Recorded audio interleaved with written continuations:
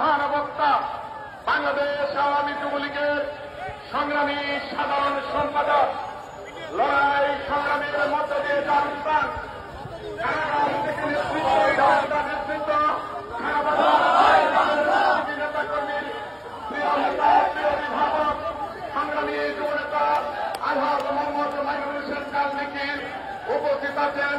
জেলা আওয়ামী লীগের সংগ্রামী নেতৃবৃন্দ, মহানগর আওয়ামী লীগের সংগ্রামী নেতৃবৃন্দ, বাংলাদেশ আওয়ামী যুবলীগের সংগ্রামী প্রেসিডিয়ামের সংগ্রামী নেতৃবৃন্দ উপস্থিত আছেন।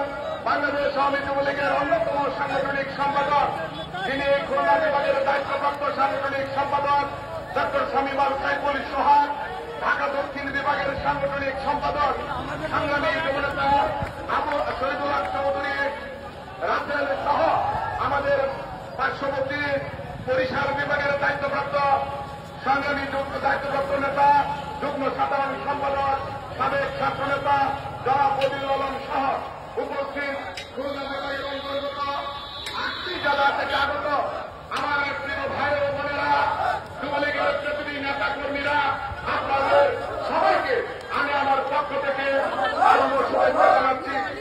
আমি ধন্যবাদ জানাই, কৃতজ্ঞতা জানাই যাদের আজকের এই বিশেষ করে খুলনা মহানগর আওয়ামী যুবলীগের সভাপতি সাধারণ সম্পাদক, খুলনা জেলার সভাপতি সাধারণ সম্পাদক, যাদের অক্লান্ত পরিশ্রমে আজকের এই যুব সমাবেশ।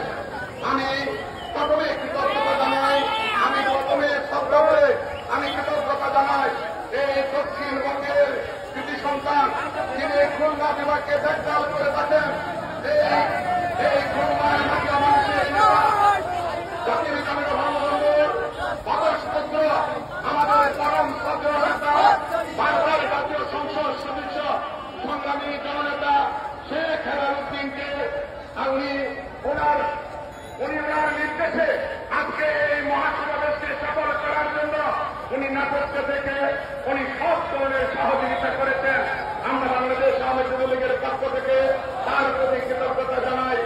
আজকে প্রিয় ভাই ও বন্ধুগণ, আমি বলতে চাই আজকে বাংলাদেশ আওয়ামী যুবলীগের এটি একটি ব্যতিক্রম কর্মসূচি, কেন্দ্রীয় কর্মসূচি খুলনার বিভাগীয় তারুণ্যের জয়যাত্রার সমাবেশ অনুষ্ঠিত হতে যাচ্ছে। আমরা মনে করি বাংলাদেশ শেখ হাসিনার নেতৃত্বে নির্বাচিত টানা 7.5 বছর উনি রাষ্ট্রীয় ক্ষমতায় আছেন, তার নেতৃত্বে বাংলাদেশ আজকে বিশ্ব দরবারে মাথা করে দাঁড়িয়েছে। আজকে বাংলার নেতৃত্বে এই বাংলাদেশ উন্নয়নের মাঠ থেকে দুর্বার করে রেখে যাচ্ছে বাংলাদেশ। আমরা তার নেতৃত্বে আজকে ডিজিটাল বাংলাদেশ বিশ্বমান আমরা মনে করি একই সময় এসেছে। আমরা তার